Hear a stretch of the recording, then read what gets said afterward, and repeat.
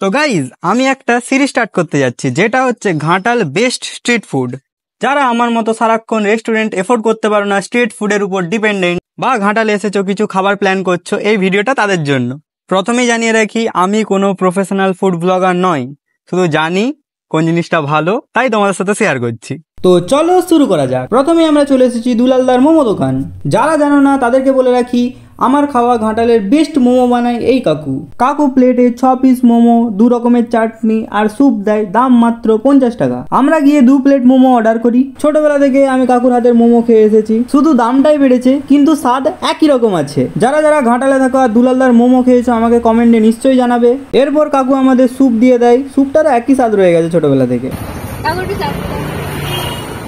কাকুর দোকানে মোমো খেতে গেছি আর 2000 বার সস চাইনি, এটা হতেই পারেনি। ট্যাগ করে দাও তোমার সেই বন্ধুকে যার সাথে তুমি মোমো খেতে যাওয়ার কথা ভাবছো। এ তো কাকুর দোকানে এত রকমের মোমো পাওয়া যায়, প্লাস কাকুর নাম্বার, তোমরা কল করে অর্ডার দিতে পারো। এরপর আমি দিদিকে ডেয়ার দিই কাকুর কাছ থেকে 5 বার স্যুপ চাওয়ার।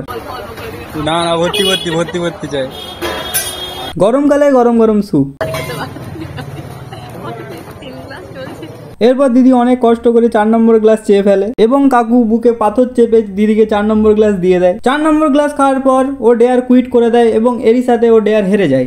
লোকেশনটা হচ্ছে ঘাটাল বিদ্যাসাগর হাই স্কুল বা এসডি অফিসের সামনে। বৃহস্পতিবার দিন বাদে প্রতিদিন 5টা থেকে 7টা 8টা অবধি কাকুর দোকান খোলা থাকে।